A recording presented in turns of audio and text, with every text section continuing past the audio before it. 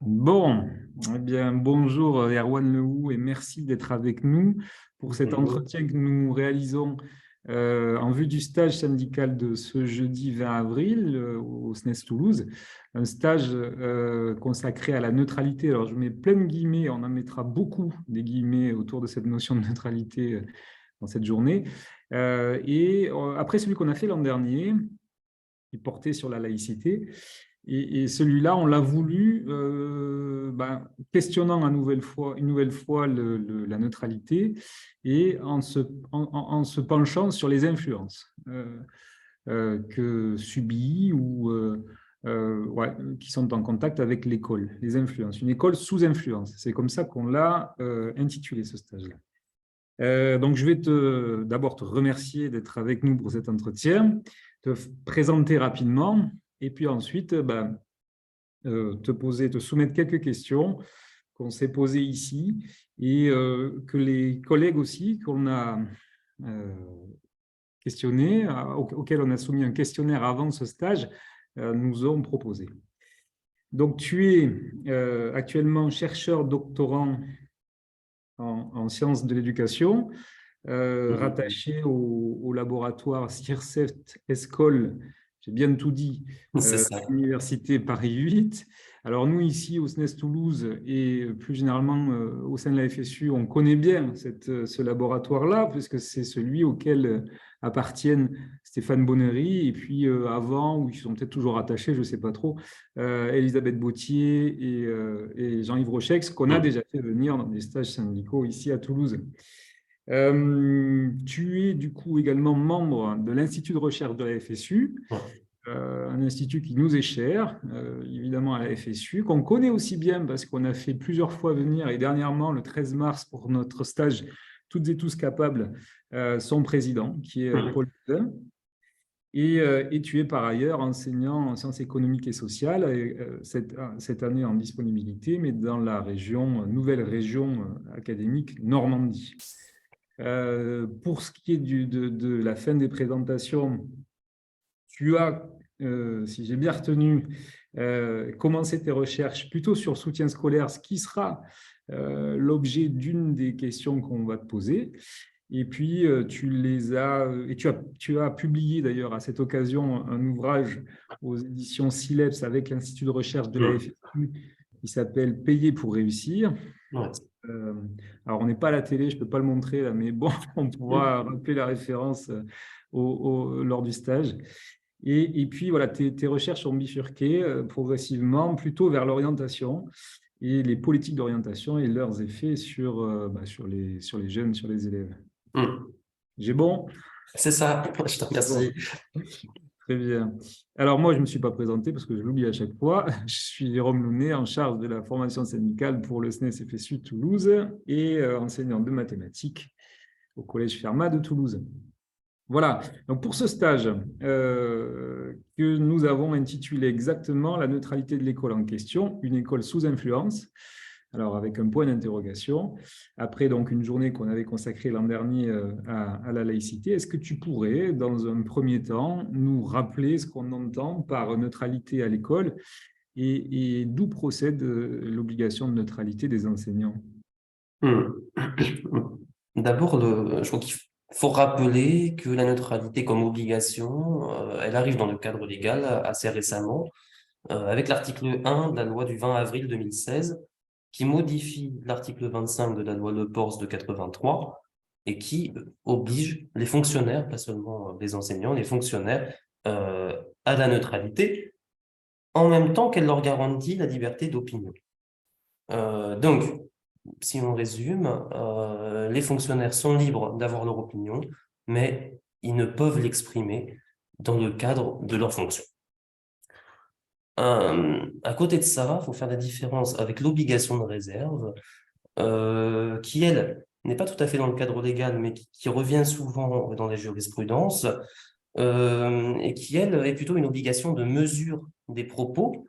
C'est-à-dire que ce qui va la caractériser, c'est qu'on ne peut pas avoir des propos qui seraient marqués par de l'outrance, de l'inconvenance, de la violence dans le ton, etc., qui nuiraient au service, Et là, pour le coup, la différence, c'est que ça s'applique y compris en dehors du service. L'obligation de réserve, elle concerne le fonctionnaire, y compris dans sa vie privée. Mais ça n'empêche pas un fonctionnaire, au nom de cette obligation de réserve, d'exprimer un désaccord politique dans le cadre privé ou même dans le cadre public tant qu'il n'est pas dans son service. Voilà, je crois qu'il faut bien faire déjà la différence entre ces deux termes. Et puis, plus récemment, je ne peux pas m'empêcher non plus de mentionner l'article 1er de la loi du 26 juillet 2019, dite loi Blanquer, qui, elle, ajoute un troisième terme, c'est l'obligation d'exemplarité, alors qui n'est pas vraiment définie juridiquement, mais on voit bien à quel point il pourrait aussi y avoir un lien, à quel point ça pourrait faire rentrer une certaine obligation de neutralité, y compris en dehors du service, etc. Bon, ça pose tout un tas de questions juridiques qui ne sont pas de ma spécialité, mais qui, je crois, dialoguent en tout cas avec l'obligation de neutralité. Cette obligation de neutralité, à la fois à la FSU, elle nous est chère, hein, dans le sens où la neutralité de l'école, elle est liée à la laïcité. La laïcité, on peut la définir comme la neutralité de l'État vis-à-vis des religions et par extension vis-à-vis de tout dogme, qu'ils soient politiques, philosophiques, économiques. Et donc, de ce point de vue-là, évidemment, cette obligation de neutralité, c'est quelque chose qu'on ne peut que partager. Et d'un autre côté, introduite telle qu'elle est dans le cadre légal, et je rappelle que c'est une introduction qui est récente, elle pose question, parce qu'elle pose la question d'une dérive autoritaire possible qui transformerait cette obligation de neutralité des personnels en une manière de les museler, au moins dans le cadre de leur service, et pourquoi pas avec, par exemple, l'obligation d'exemplarité en dehors. Et donc, c'est là un premier danger, à mon avis, qu'il faut pointer. Et puis, au-delà de ce danger-là, et c'est ça aussi qui permet cette dérive possible, c'est que la neutralité, elle pose question. Neutralité, qui est-ce qui définit ce qui est neutre? Et au nom de quoi? Au nom de qui? Et une fois qu'on a dit ça, on se rend bien compte que si la neutralité, ça consiste par exemple à seulement respecter les programmes, mais à partir de quand le programme est-il neutre? Donc c'est une question qu'on peut toujours mettre en abîme comme ça et continuer de poser. Et une des manières de défendre la neutralité, qui serait une manière militante de le faire, à mon avis, c'est d'aller voir par exemple du côté de Max Weber et de la neutralité axiologique. Alors la neutralité axiologique, il a défini d'abord pour les scientifiques. Il s'agit pour les scientifiques, notamment en sciences sociales, de faire preuve de réflexivité sur ses propres biais, de façon à faire en sorte de les mettre de côté, de les écarter, d'y résister. Donc c'est vraiment une posture professionnelle, en l'occurrence du scientifique, qui permet de mettre à distance ses propres influences, en commençant par les reconnaître. Et je pense qu'appliquer cette même neutralité axiologique aux professionnels, à condition de bien la définir comme telle et pas de la manière dont elle a été caricaturée assez régulièrement par certains responsables politiques, là, dans ces cas-là, on a une neutralité qui est une neutralité au service de l'émancipation et qui prolonge le principe de laïcité. Ouais. Bon, merci, parce que c'est effectivement clair. Et on voit à travers ce que tu nous dis l'intérêt, ouais, effectivement, de ce que tu as appelé la réflexivité sur ses propres biais. Et je pense que c'est aussi quelque chose qu'on veut questionner, ça, dans ce stage-là. Voilà ce à quoi nous, fonctionnaires, on a envie de coller, ou en tout cas dans ce que nous, au SNES-FSU, on défend. Mais c'est aussi du coup ce qui nous questionne. Et on va rentrer là peut-être un peu plus dans le vif du sujet de ce stage, parce qu'on a voulu questionner les influences, pour le dire très clairement, notamment les influences néolibérales. Et on est en droit de se demander si tous les intervenants à l'intérieur de l'école ont une même relation à cette neutralité. Alors, on est assez souvent, pour ce qui nous intéresse aujourd'hui, dans ce qui peut s'appeler des dispositifs, avec là encore tout un tas de guillemets et de flou. C'est Anne Barrère qui en a beaucoup parlé. Des dispositifs qui peuvent être en lien avec même des partenariats. Là encore, je mets des grands guillemets parce que les partenariats, et tu vas probablement pouvoir nous le dire, c'est pas tout neuf du tout. Ça fait longtemps que l'éducation nationale y est invitée. Et pour autant, il n'y a pas beaucoup de clarté sur la notion même de partenariat. Et ils ne sont, et c'est ça aussi qu'on veut regarder aujourd'hui, pas toujours explicites ou clairement identifiés par les collègues. Dans notre questionnaire qu'on a envoyé aux collègues avant le stage, on a eu à peu près 25 réponses. Et sur les 25, il y a 7 ou 8 collègues qui avaient entendu parler des associations qu'on nommait, on en nommait quelques-unes, Énergie Jeune de mémoire, United Way, je crois. Il devait y avoir, oui, il y avait Entreprendre pour apprendre. Évidemment, on ne les nommait pas toutes, mais il y en avait, et notamment celles qui étaient présentes sur l'Académie de Toulouse depuis pas mal d'années. Et donc, on a été frappé de constater qu'il n'y a pas beaucoup de collègues, au final, qui en entendent parler. En tout cas, pas tous. Et pourtant, voilà, pour autant, il y a des associations qui ont intérêt à pénétrer l'école. Qui sont ces associations? Comment est-ce que ça se passe? Et plus largement, est-ce qu'il y a des chemins privilégiés en quelque sorte pour pénétrer l'école? Et voilà. Et comment est-ce qu'une fois que la pénétration a eu lieu, ces associations s'y comportent? Peut-être avant de répondre à la question posée, un tout petit détour par la question des dispositifs, qu'on peut aussi appeler programmes, en tout cas dispositifs au sens commun du terme. Je trouve qu'il faut les voir, en tout cas on peut les voir comme une manière alternative de réformer.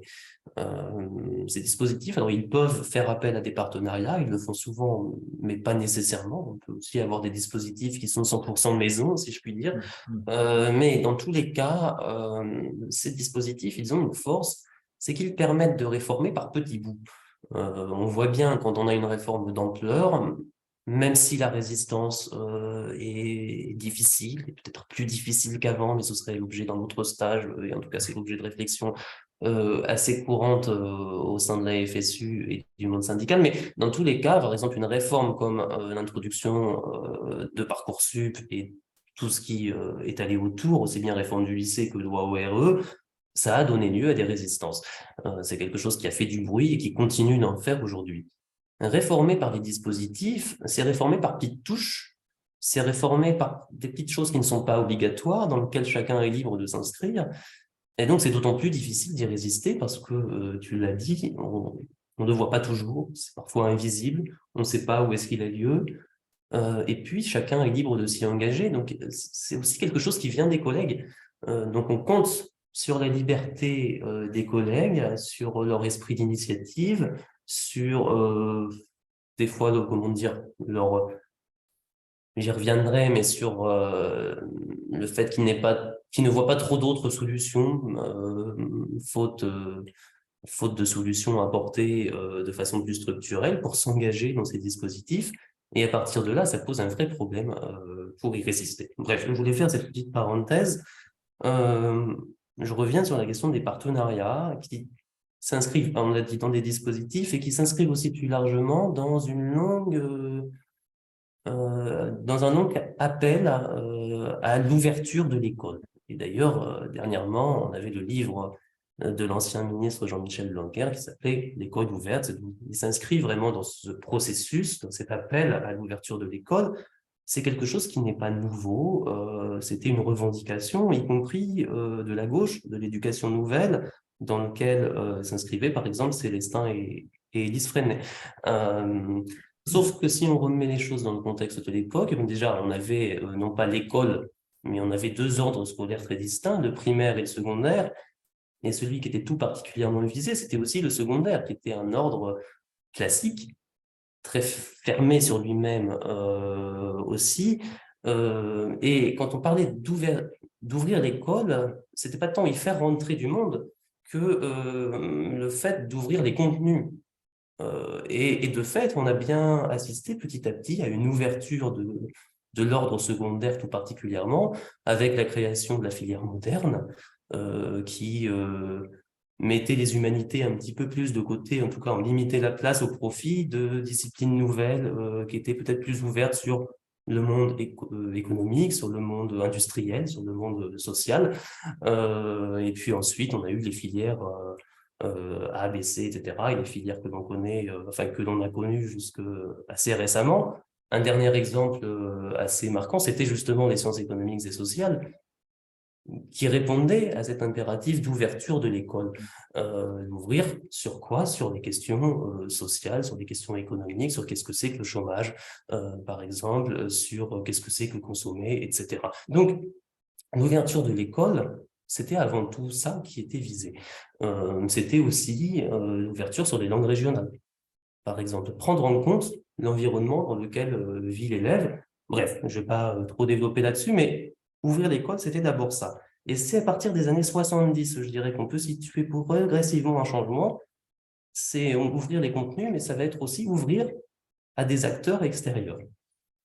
Et ouvrir à des acteurs extérieurs, c'est pas seulement ouvrir aux entreprises, c'est ouvrir à des associations, ouvrir à des parents d'élèves. C'est quelque chose qui a été beaucoup travaillé aussi, hein, faire entrer les parents dans l'école, Ouais. y compris parce que ça permet de davantage les mobiliser, de donner du sens à l'école pour les parents et donc pour les enfants. J'espère que le bruit derrière ne va pas trop déranger, ça ne devrait pas durer. C'est bon. Euh, et, et en même temps, cette ouverture-là, elle va permettre à toutes sortes d'acteurs d'intégrer l'école, et c'est la question qu'on pose aujourd'hui. On le voit très bien dans la loi de 89 déjà. La loi de 89, c'est la loi Jospin. Oui. C'est une loi qui, a priori, quand on la lit, a l'air d'être une loi assez progressiste, même si le détail est plus complexe que ça. Et d'ailleurs, il faut rappeler que le SNES, il était opposé à l'époque. C'est aussi une loi très managériale qui, en fait, introduit tout ça à l'intérieur de l'école. Et dans son article premier, elle parle notamment du projet d'orientation des élèves qui doit être construit avec des acteurs extérieurs. Et parmi les acteurs sont cités les associations. Et ça, c'est quelque chose qui semble presque aller de soi maintenant, et en tout cas quelque chose qui semble bien progressiste. Et immédiatement après sont citées les entreprises, déjà en 89, alors qu'on peut penser que c'est plus récent que ça.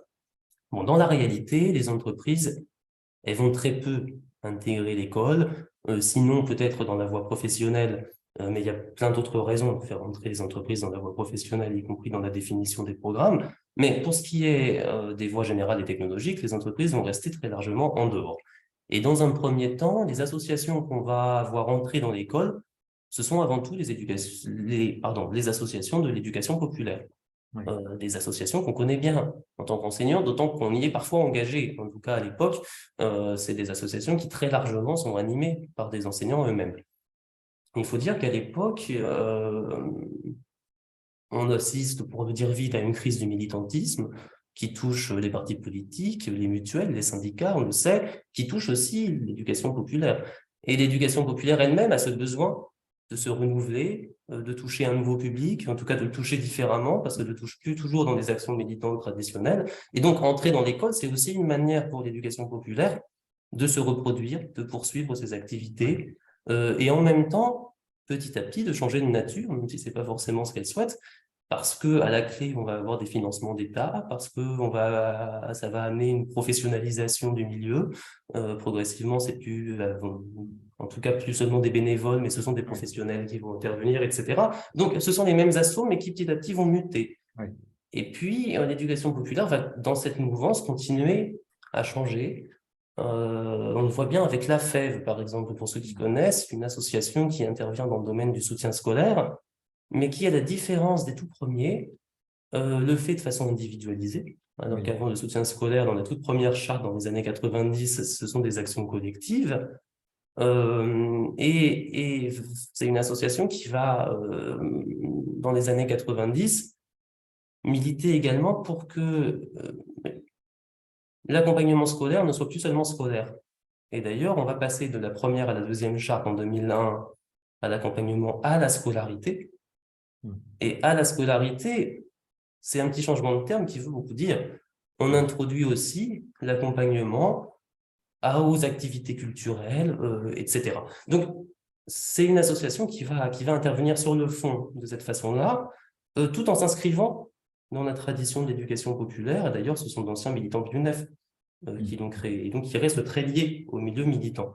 Mais d'un autre côté, ils ont bien compris que pour continuer à exister, pour se développer, il faut muter. Oui. Et c'est aussi une association qui va être parmi les premières à réclamer la création des services civiques. Puisqu'il faut bien trouver des gens pour faire tourner la structure. Les salariés coûtent cher. Les bénévoles, ce sont des étudiants qui restent 1 an, 2 ans, mais pour qu'il y ait des gens, au-delà des bénévoles, qui fassent tourner les choses localement, on va demander la création de services civiques, qui sont à la fois des sous-salariés pas chers, au nom de l'engagement.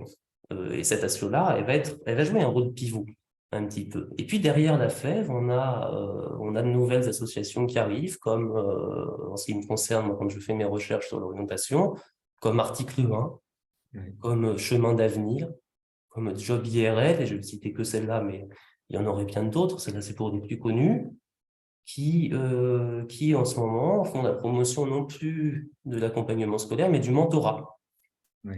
On est toujours dans l'individualisation, mais alors en plus, on rajoute le fait d'avoir une sorte de modèle qui a réussi. Et donc, on change encore la perspective, parce que pour le coup, l'individualisation, elle marche dans tous les sens.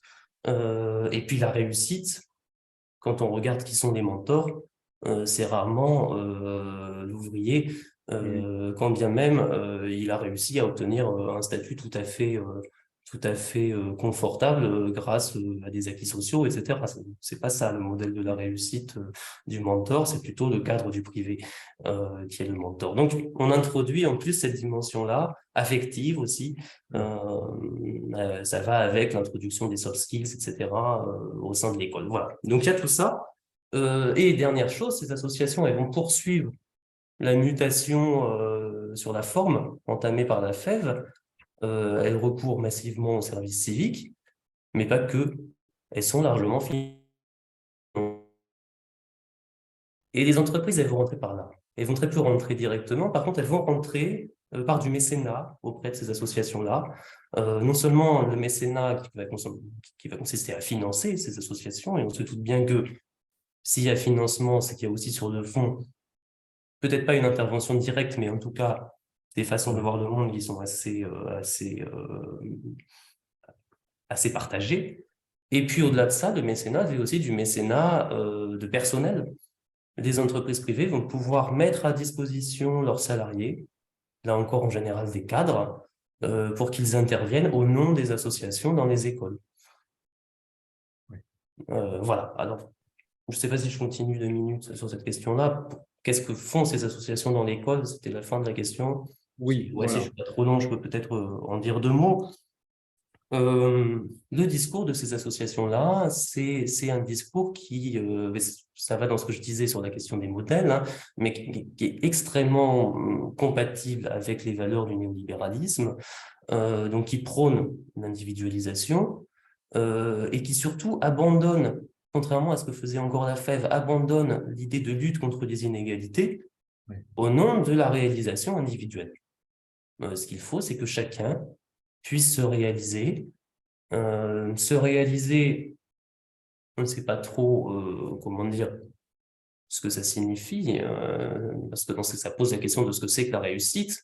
Et l'idée qu'il y a chez ces associations, c'est que chacun aurait sa propre façon de réussir, et donc qu'il n'y aurait pas de différence entre quelqu'un qui réussit en intégrant Normal Sup, une école de commerce, ou quelqu'un qui réussit en faisant un CAP. Bon, a priori, en plus, ça semble très, très progressiste parce que les filières n'ont pas l'air dans ce discours-là d'être hiérarchisées, par exemple. Et en même temps, ce que ça cache, c'est une reproduction de l'ordre social. Parce que qui va réussir en CAP?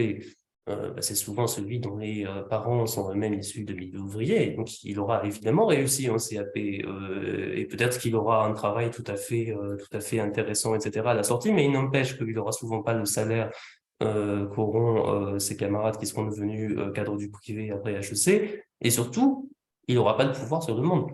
Parce que c'est ça aussi qui… et ça, ce n'est jamais questionné. Voilà, donc ça, c'est une des problématiques. On remplace le discours sur les inégalités par la valorisation des différences sans jamais questionner la question de qui a les revenus, qui a le pouvoir dans la société. Et puis, en plus de ça, on introduit quelque chose qui s'oppose beaucoup à la forme scolaire, en promouvant d'autres façons de faire pour, ou d'autres façons de transmettre, en tout cas. Déjà, ce qu'on transmet, ce ne sont plus des savoirs, ce sont des valeurs, ce sont des façons de se comporter, des savoir-être. Donc, on réfléchit énormément là-dessus, comment on fait son CV, etc. Comment est-ce qu'on améliore son employabilité. Voilà, donc c'est tout ça qui va être au cœur de l'activité de ces associations. Et ça, dans des cadres qui sont censés être plus ludiques, être plus interactifs, et donc mieux correspondre à ce qu'attendent les élèves. Voilà, donc il y a aussi une grosse attaque de la forme scolaire par ces associations-là lorsqu'elles interviennent. Ouais, très bien. Là, je pense que c'est quelque chose qui nous parle. Parce qu'effectivement, quand on y assiste, parce que ce n'est pas toujours le cas, ou quand on en a connaissance, les interventions, et notamment, on en parlera dans cette journée, en lien avec le parcours à venir, ressemblent beaucoup à ce que tu as décrit. Avec effectivement cette figure du mentor. Alors pareil, on en parlera aussi dans cette journée qui est très présente dans les fiches de présentation de tous les partenaires de la région Occitanie, région académique Occitanie. Il y a un livret qui recense, est très instructif, toutes les actions des partenaires. Mais cette figure du mentor, effectivement, elle revient très souvent. Ce qui revient effectivement également très régulièrement, c'est des dimensions ludiques. On sent que, comme tu le dis, il y a une volonté d'une forme de contrepoint par rapport à la forme scolaire, ou en tout cas ce qui est pensé comme étant l'habituel de la forme scolaire. Et entre autres choses, ce qu'on peut voir comme, tu l'as évoqué, je voudrais te questionner peut-être un petit peu plus en détail là-dessus, comme expression, c'est effectivement de l'ordre des valeurs sur l'épanouissement personnel, sur le dépassement de soi. Ça, c'est des choses qu'évoque également Lucie Tanguy, hein, qui était avec nous là ce matin. Ces injonctions-là, elles sont aussi présentes dans le soutien scolaire, dans le coaching scolaire que tu as en particulier étudié de près. Est-ce que tu peux peut-être préciser encore un peu plus sur ces injonctions et dans ces objets d'études que tu as eus, toi? Effectivement, très présent dans le milieu du soutien scolaire. Je pense à une campagne d'affichage d'Academia qui disait les élèves qui n'y arrivent pas doivent abandonner. Et quand on lisait dans les plus petites lignes, ou en tout cas dans un texte qui était un petit peu moins visible, abandonner les méthodes qui ne leur conviennent pas. Et donc, on voyait très bien, c'était très habile comme support de communication, une phrase choc, si on ne lit que ce qui apparaissait en gras, ce qui était le plus visible, qui a l'air profondément réactionnaire. Oui. Et en réalité, quand on lit, on se dit « Ah ben non !»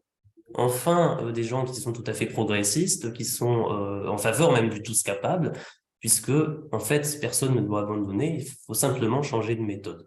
Sauf que ce que ça veut dire derrière, c'est que chacun a un profil d'apprentissage différent, qui serait quoi? Qui serait donné dans les gènes, sans doute le gène de celui qui apprend par les vidéos et le gène de celui qui apprend en lisant des textes. Voilà, donc ça renvoie à une naturalisation complète des différences, au mépris de tout ce de tout ce qu'ont montré les sciences sociales là-dessus. Mais en tout cas, on voit là aussi l'idée de se réaliser en fonction de ce qu'on est dans la nature. Et pourquoi je le dis? Parce que se réaliser, pour moi, ça va avec la question de l'épanouissement personnel.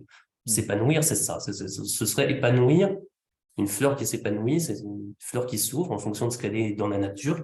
Un élève qui s'épanouit ou qui se réalise, c'est donc un élève qui, en fonction de ce qu'il serait en soi, naturellement, on ne sait pas trop où, parviendrait, grâce à l'école, à s'ouvrir comme une belle fleur.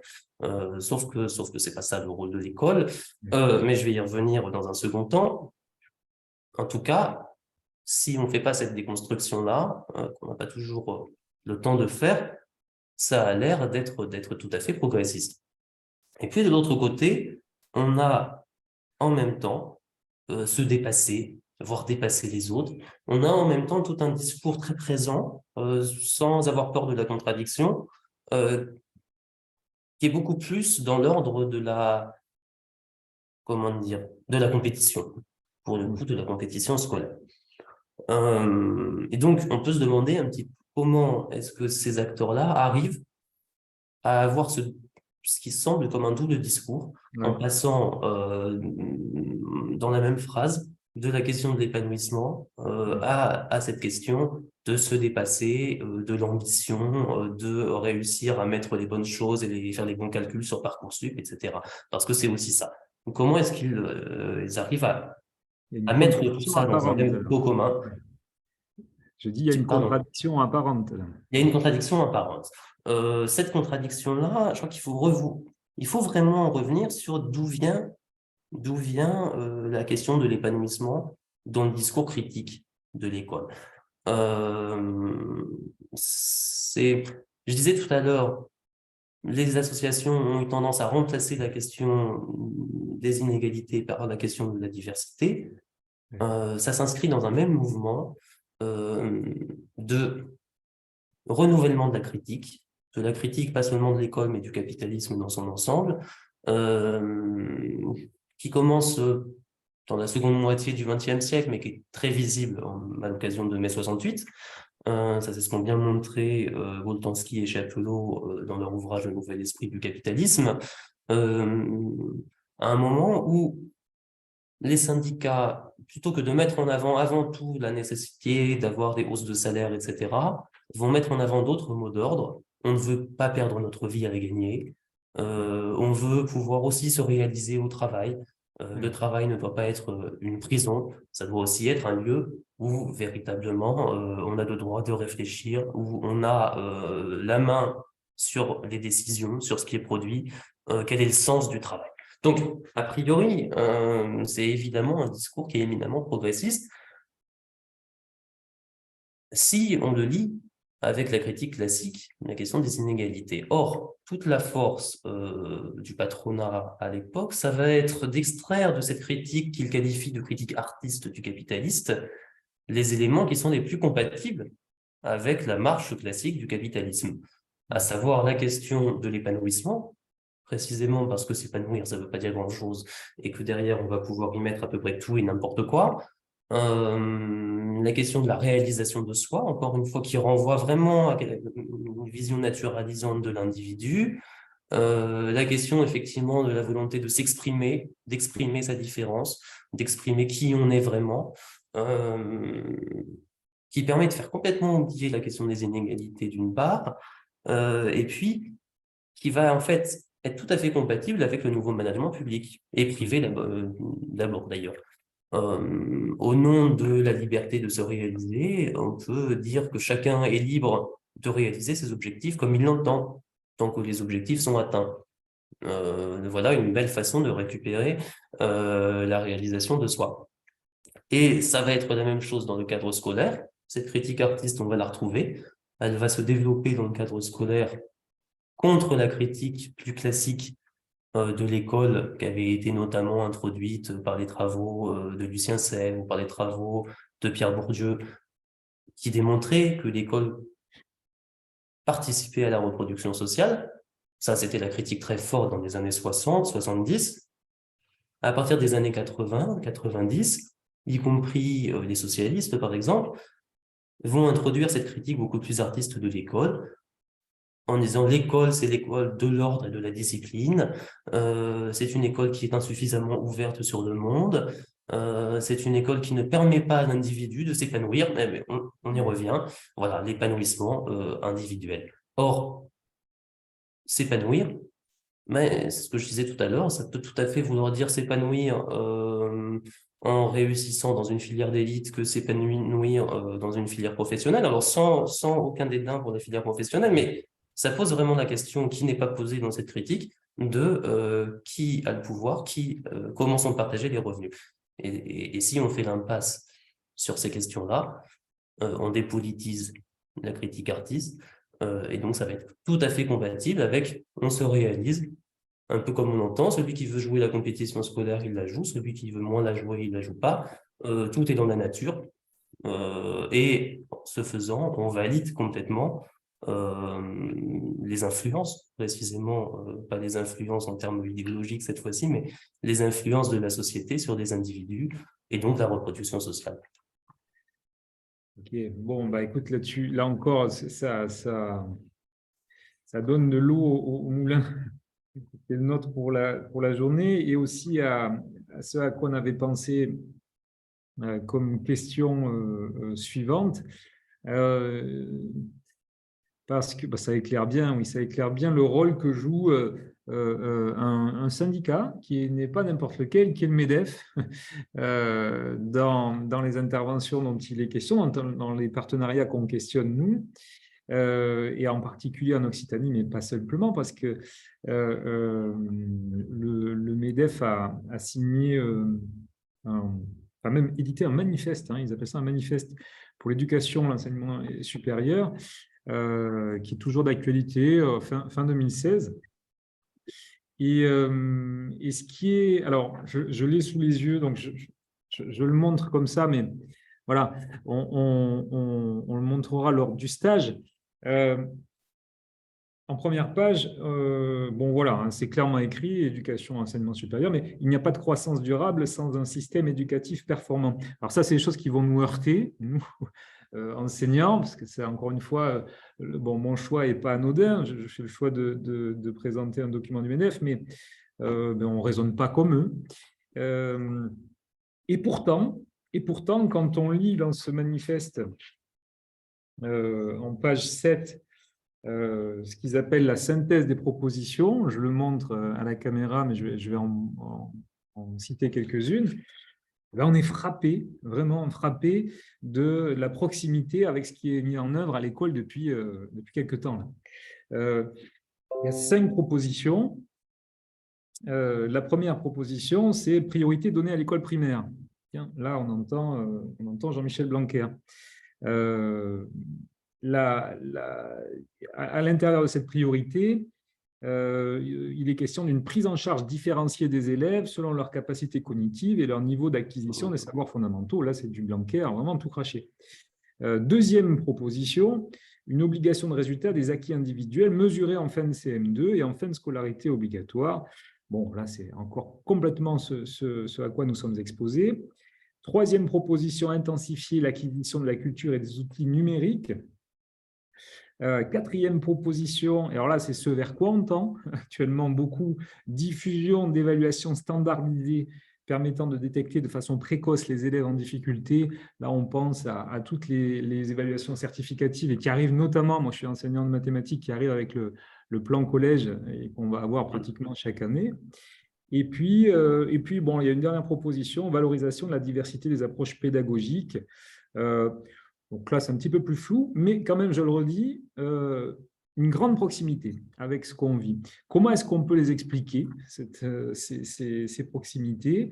Le MEDEF écrit qu'il n'y a pas, je cite, de croissance durable sans un système éducatif performant. Hein, c'est la citation de la première page.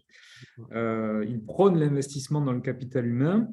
Est-ce que c'est donc que l'éducation elle est vue comme au cœur du processus de croissance par les néolibéraux?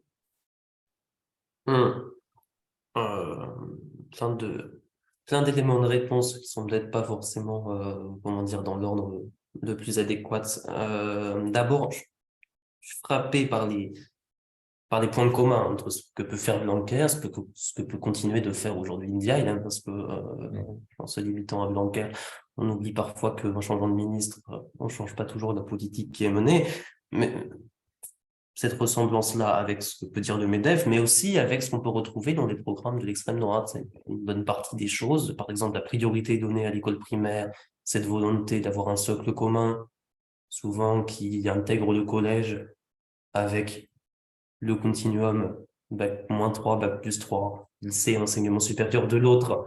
Cette distinction-là, par exemple, on la retrouve dans les programmes de l'extrême droite aujourd'hui, et je ne dis pas que c'est la même chose, mais d'un autre côté, je pense qu'il faut aussi qu'on y soit attentif, surtout dans la période quand on voit que le Rassemblement national continue sa progression, continue sa normalisation et nous menace de plus en plus d'une entrée au pouvoir, par exemple, lors de prochaines échéances électorales. Bon, je ferme cette parenthèse, mais ça me semblait intéressant de le faire remarquer. Il y a, en tout cas, ce qui est certain, c'est que la particularité du néolibéralisme, c'est par rapport à d'autres versions du capitalisme qui l'a précédé, de mettre l'éducation au cœur de sa réflexion. Je crois que l'éducation a toujours été un point important, hein, jamais ça a été complètement mis de côté par les capitalistes, en tout cas par les plus sérieux, mais dans les premiers temps du capitalisme, il est vrai que c'était quelque chose qui était plus secondaire.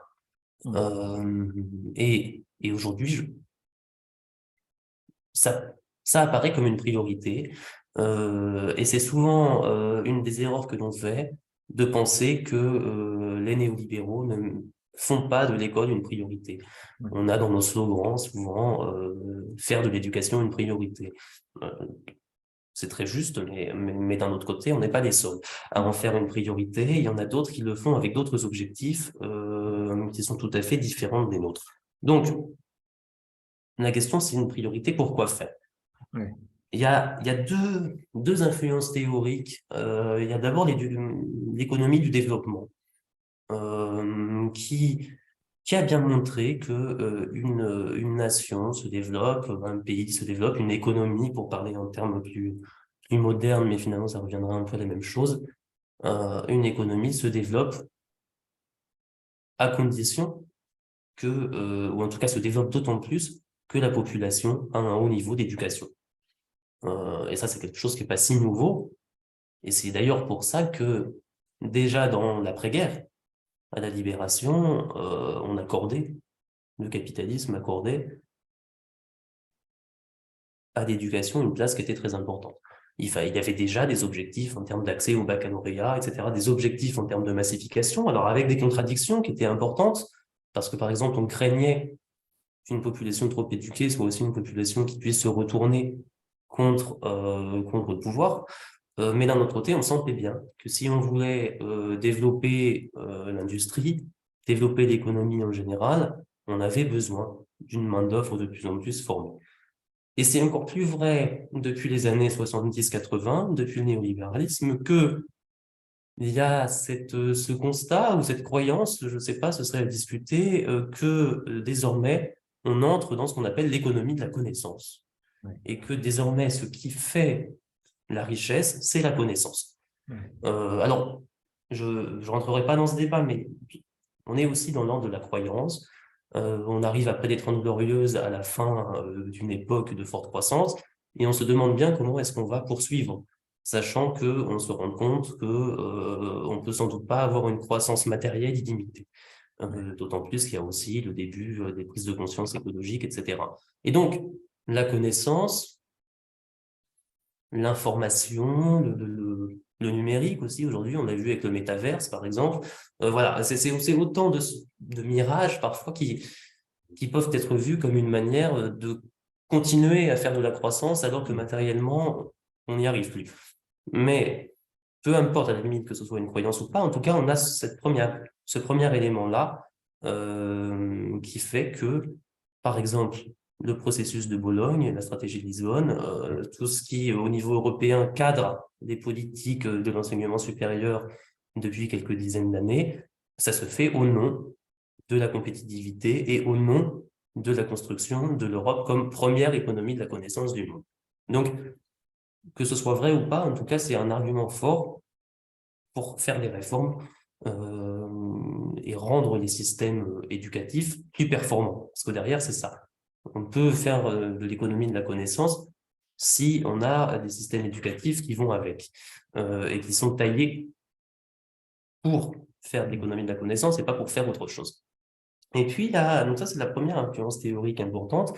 La deuxième, elle réside dans d'autres travaux plus récents, les travaux des néoclassiques, et notamment ceux de Gary Becker sur le capital humain. Et là, le capital humain, il ne faut pas le voir comme quelque chose, comme dans l'économie de la connaissance, de collectif, c'est quelque chose de très individuel. C'est pas le capital humain en général, développer la connaissance en général, c'est renvoyer à l'individu la responsabilité de son éducation, en partant du principe que une fois qu'on a passé l'enseignement de base, ce qu'on appelle le socle commun, c'est à chacun de prendre la décision de continuer de se former ou pas, en assumant les coûts, dans la mesure où il pourra en tirer derrière des bénéfices personnels. Donc, quand on dit que l'éducation est un investissement en capital humain, du côté de cette influence théorique-là, c'est l'idée de dire que c'est un investissement individuel au profit d'individus considérés comme des mini-entreprises d'eux-mêmes.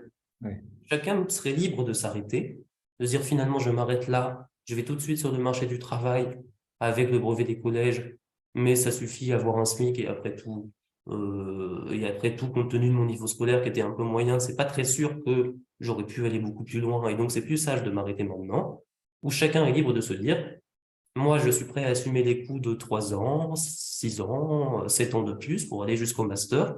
Je sais que ça me coûtera cher, mais derrière, comme j'ai plutôt des chances de réussir, parce que j'ai déjà un bon niveau ou parce que je sais que mes parents pourront payer en plus de soutien scolaire ou que sais-je, je pourrais avoir un niveau de diplôme à la fin qui me permettra un retour sur investissement. Donc, il y a cette influence-là. Je Ouais, me permets je justement juste de t'interrompre parce que j'y connais rien en économie, hein, mais justement, c'est aussi le prof de SES là, qu'on questionne.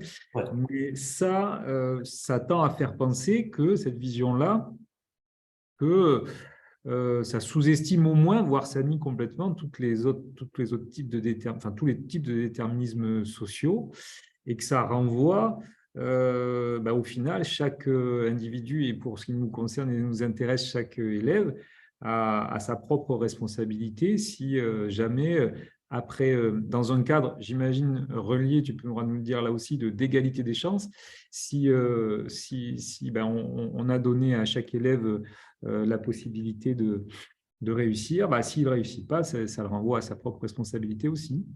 Hum.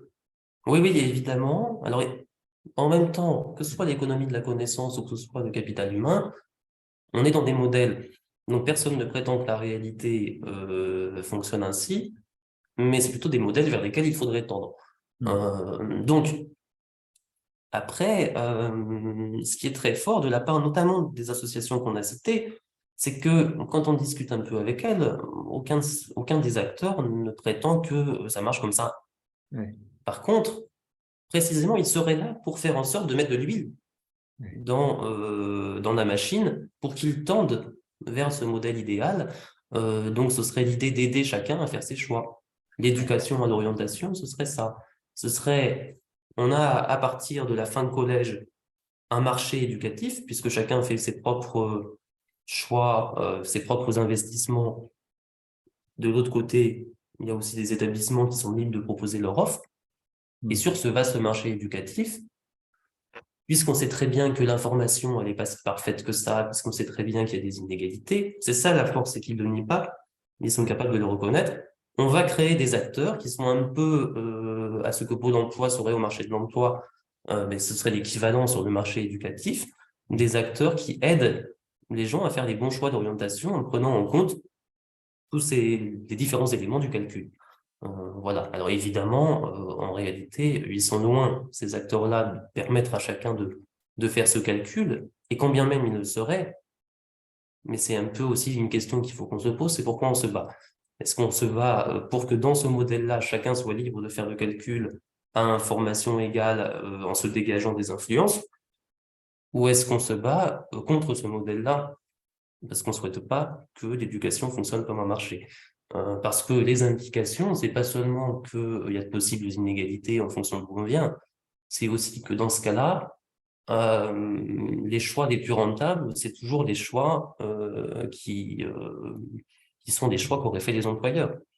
C'est beaucoup plus rentable pour quelqu'un de décider de faire une école de commerce ou d'ingénieur que de décider de se lancer dans des études de philosophie. C'est un peu caricatural, mais c'est quand même aussi une réalité. Et d'ailleurs, on le voit bien, si on regarde les tendances, les étudiants se tournent de plus en plus massivement vers ce genre d'école, au détriment des sciences humaines à l'université notamment, qui voient leurs effectifs fondre, en tout cas dans certaines filières. Donc, c'est un choix que les futurs étudiants ont déjà intégré. Et l'idée, c'est aussi de les pousser à avoir cette réflexion. Et ce qui est très fort, c'est que plutôt que de le décider collectivement et démocratiquement, ce qui ne pourrait pas passer parce qu'on aurait des philosophes, des historiens, des sociologues qui s'érigeraient dans le débat public en disant c'est pas possible, on ne peut pas sacrifier ce genre de formation, c'est important au nom de la citoyenneté, au nom etc. Si on renvoie la décision à l'individu, mais c'est comme les dispositifs, c'est quelque chose qui ne se voit pas. C'est une décision qui n'est jamais prise. Personne ne décide de fermer les cursus de philosophie. Mais simplement, ça ne répond plus à la demande. Et donc, à partir du moment où il n'y a plus d'étudiants, on les ferme. Donc, c'est un tour de force pour, en fait, réformer l'enseignement en général au nom du fait que chacun serait libre de choisir ce qui lui plaît le plus. Et ce qui sera le plus rentable pour lui, surtout. Et alors, le corollaire de tout ça, parce qu'il y a une évolution, des évolutions que tu as très bien écrites, majeures en cours, le corollaire de tout ça, c'est évidemment les incidences sur le métier enseignant, qui nous intéresse aussi également. Ça sera en particulier l'objet de l'intervention d'Yannick Lefebvre. Mais alors, terminé, parce que c'est aussi une des questions qui nous a été posée par les collègues inscrites à ce stage. Est-ce que tu peux nous préciser les enjeux à une vigilance sur les partenariats dans les établissements et peut-être nous donner aussi à voir ce que ces transformations que tu as extrêmement bien décrites et on t'en remercie, appellent comme réponse, voire riposte syndicale. C'est des questions qui nous sont posées. Comment est-ce qu'on fait pour au moins avoir la main ou être parfaitement au fait de ce qui se passe dans ces partenariats? Je ne sais pas s'il faut m'étendre sur des enjeux. Je pense que, à la lumière de tout ce qu'on a pu dire de tout ce que j'ai pu dire dans les réponses précédentes, les enjeux, ils apparaissent de façon assez évidente. Ils sont doubles. C'est d'un côté déjà quels sont les savoirs, quelles sont les valeurs qu'on veut transmettre aux élèves, et donc quel est le sens de l'école. Sachant que c'est fondamental. Et en même temps, je l'ai bien dit, c'est aussi ces partenariats, ces dispositifs, etc., des manières de réformer à bas bruit l'école. Et donc, c'est aussi, est-ce qu'on accepte ces réformes-là ou pas? En tout cas, est-ce qu'on les accepte?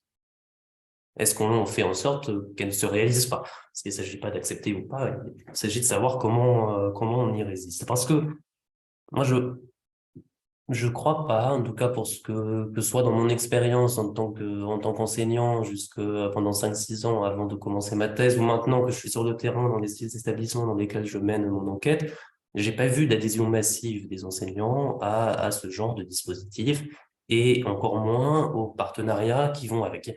Globalement, ce que j'ai observé, c'est un grand scepticisme des enseignants quant aux acteurs qui interviennent dans ces cadres-là. Et en même temps, les acteurs laissent faire. Laissent faire, voire ils participent. Alors, il y a les deux. Il y a déjà ceux qui participent. C'est une minorité, mais c'est une minorité à laquelle il faut qu'on soit attentif aussi, parce que c'est une minorité qui ne participe pas en étant nécessairement d'accord à 100% avec ce que peuvent dire ou penser les acteurs qui interviennent. Ils le font aussi, je le disais tout à l'heure, parce qu'ils y voient parfois la seule solution à apporter à leurs élèves face à des difficultés concrètes qu'ils rencontrent. Je ne sais pas si Lucie Tanguy en a parlé ce matin, parce que je préenregistre mon intervention, mais dans son ouvrage « Enseigner l'esprit d'entreprise à l'école », elle montre bien comment les mini-entreprises sont mises en place, notamment dans des collèges ZEP, par quelques enseignants qui espèrent par là intéresser davantage leurs élèves. Ouais. En se disant, ils se rendent compte que les élèves ne sont pas intéressés, ou en tout cas, ils n'arrivent pas à intéresser leurs élèves, pas nécessairement parce qu'ils sont de mauvais enseignants, parce que il y a 30 gamins par classe, parce que la formation par ailleurs n'est pas suffisante, bref, pour plein de raisons qu'on connaît bien quand on est syndicaliste. Et donc, ils se disent, bah voilà, un acteur extérieur qui me propose une solution qui pourrait peut-être motiver mes élèves davantage. Comme en plus ce sont souvent des collègues qui sont un peu sensibles quand même à l'idée qu'il faudrait des alternatives pédagogiques, etc., eh ben, ils rencontrent là une solution toute trouvée qu'ils prennent rarement la peine de questionner et qu'ils adoptent. Et à défaut que ces solutions aient un réel impact sur les apprentissages des élèves, ce qui est évident, c'est qu'on constate souvent dans des classes le climat, parce qu'en ce moment c'est quelque chose qui compte beaucoup, le climat scolaire est apaisé. C'est vrai que quand on fait une mini-entreprise, il y a une motivation immédiate, en tout cas, qui est perceptible chez une partie des élèves, etc. Et donc, on a l'impression que ça répond, en tout cas, à la difficulté qui était posée. En termes de qu'est-ce qui est transmis aux élèves, finalement, ça répond pas. Mais en termes de difficulté de gestion de classe, par exemple, ça marche très bien. Autre exemple que j'ai pu observer sur les questions d'orientation cette fois-ci, sans nécessairement même faire appel à des intervenants extérieurs, mais des enseignants qui se demandaient s'ils devaient, en tant que professeurs principaux, aider leurs élèves à faire les choix les plus stratégiques possibles sur Parcoursup. C'était des enseignants, en l'occurrence, de la banlieue parisienne, une banlieue parisienne très populaire.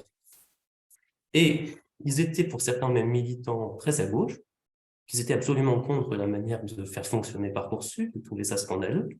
Mais d'un autre côté, ils disaient, au nom de l'égalité, je ne vais pas sacrifier mes élèves, donc évidemment, je vais les aider à mettre en œuvre les stratégies, y compris les plus économiques, celles que l'on déteste le plus par ailleurs.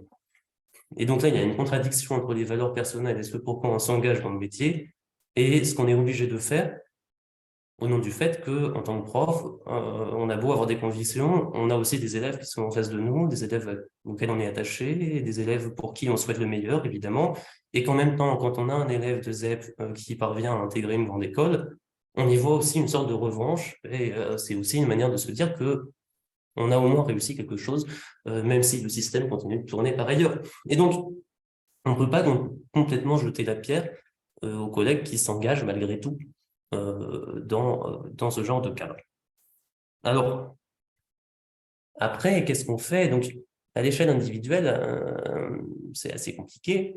À l'échelle collective, qu'est-ce qu'on fait, par exemple, quand dans un établissement, des partenariats sont proposés? Il y a toujours le moment où le partenariat est porté par des collègues. Et là, c'est vrai que c'est très compliqué d'agir parce que on a pour tradition, en tant qu'élu CA, par exemple, de jamais s'opposer au projet qui est porté par un collègue.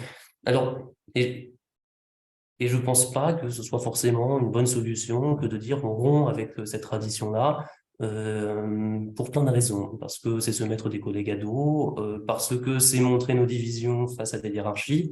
Donc, il y a aussi des moments où on a d'autres objectifs, ou des objectifs qui sont multiples, il faut faire des choix en tant qu'élu CA, et c'est vrai que ce sont des choix qui ne sont pas si faciles. Après, ce qui me semble important, c'est qu'en tant que syndicaliste, on mette à disposition, y compris des collègues, des formations, des ressources pour non pas leur dire qu'ils sont en train de faire n'importe quoi, mais en tout cas leur montrer les limites, etc. Et prévenir surtout ce genre de démarche individuelle, parfois qui consiste à se tourner vers ce genre de projet. Et peut-être que c'est quelque chose qu'on ne fait pas assez. Et d'une manière générale, on a tendance quand même à peu s'immiscer dans les questions pédagogiques en tant que syndicat. Et ça, je pense que c'est une erreur. Je dis d'autant plus facilement que je suis moi-même au SNES, mais quand je vois par exemple le SMI-PP qui, dans ses universités d'automne, fait intervenir des pédagogues et discute les questions de pédagogie, c'est peut-être quelque chose qu'on a plus de mal à faire au SNES, qu'on s'interdit parfois de faire, par exemple pour ne pas mettre en difficulté des collègues qui auraient recours à la classe inversée. Et je crois qu'on devrait mettre les pieds dans le plat. Ça ne veut pas dire mettre à l'index les collègues, mais en tout cas, avoir ces discussions pédagogiques qu'on s'interdit trop souvent d'avoir au nom du fait que chacun reste dans sa classe et maître à bord. Voilà. Donc voilà Ouais, je me comment. permets parce que Ouais. c'est complètement raccord avec une réflexion qu'on a académiquement et c'était aussi l'objet de notre stage Toutes et tous capables, hein, du 13 mars, d'il y a un Mm. mois. Mais on partage voilà, ce besoin de réflexion. Je reviens quand même juste sur les partenariats. Tu as parlé de conseil d'administration, tu as cité du coup le cas où ces partenariats sont portés par des collègues, mais ce n'est pas toujours le cas. Ça peut venir directement être plus descendant, quoi, hein. Ouais. On le sait comment, un petit point à l'ordre du jour qui est convention avec un S, mais c'est tout ce qu'on a comme détail bien souvent et voilà, qui arrive là, Mm. qu'on soit vraiment prévenu. Ouais. Alors justement, je voulais y venir. Là, pour le coup, il y a moins de difficultés. On retombe dans quelque chose de classique où en tant que collègue, on s'oppose à l'administration. Alors pour le coup, non pas pour des raisons d'horaire ou de moyens, mais pour des raisons de contenu. Mais ce qu'on est plus habitué à faire aussi. Toute la difficulté, c'est effectivement qu'on ne connaît pas toujours les acteurs qui sont présents, et puis que mine de rien, je le vois aussi sur l'orientation, tant qu'on n'est pas amené à s'investir dedans, on se dit parfois, parce qu'on n'a pas le temps de tout faire, que au moins il y a quelque chose qui sera fait pour les élèves. Surtout quand on se sent peu compétent sur des questions, quand on sait que de toute façon on n'a pas les heures et que sinon l'administration nous demandera de faire sur nos propres heures de vie de classe ou que sais-je, c'est vrai que c'est aussi une solution de facilité que de laisser faire à tort. Et là, je crois que vraiment, on a besoin de ressources au-delà des stages syndicaux qui concernent souvent que les plus militants, mais de ressources à destination des salles de classe qui mettent en garde contre ce genre d'acteurs, une présentation de chacun des acteurs pour savoir un petit peu à qui on a affaire et ce qu'ils proposent, et un principe, refuser tout partenariat quel qu'il soit tant que ce ne sont pas des enseignants qui sont maîtres du contenu. Et je terminerai là-dessus. Il ne faudrait pas penser mon intervention comme une intervention contre l'ouverture de l'école et contre toute forme de partenariat. Ça permet de faire la boucle avec ce que je disais au début. L'ouverture de l'école, c'est aussi quelque chose qu'on peut porter à gauche, ou en tout cas qu'on a pu porter, qu'il faut qu'on continue de le porter, mais pas à n'importe quelle condition. C'est-à-dire que faire des partenariats avec le théâtre d'à côté, si en tant qu'enseignant, c'est nous qui avons la main sur le contenu, si on reste, comment dire, si c'est vraiment une co-construction, ce qui nécessite évidemment d'avoir le temps de le faire. Ça, c'est un autre souci, mais là, dans ces cas-là, pourquoi pas un partenariat? Et y compris sur des questions d'orientation, on pourrait penser des découvertes du monde du travail un petit peu approfondies, ce qui est fait par certains collègues en sciences économiques et sociales, en le liant plus ou moins au programme aussi, en allant rencontrer, pourquoi pas, des délégués du personnel et des employeurs. Enfin bref, on peut imaginer tout un tas de choses qui, du coup, sont pensées de façon réflexive par les collègues. Dès lors que, par contre, c'est amené comme un cheveu sur la soupe par l'administration ou peu importe par qui, parce qu'il y a aussi beaucoup de collègues qui amènent le projet sans forcément avoir pris le temps de regarder et de mettre la main dedans. Et c'est là, en fait, que ça pose problème. Voilà, donc faire en sorte de toujours rester maître du contenu, sans quoi je crois que la position de principe, ça doit être de refuser des partenariats. Eh bien, merci. C'est très, très clair. Merci pour ton intervention, Erwan. Avec Merci. plaisir. Et Merci pour puis, à l'invitation. une prochaine fois, peut-être, au SNES Toulouse.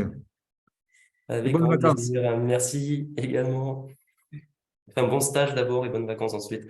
Merci.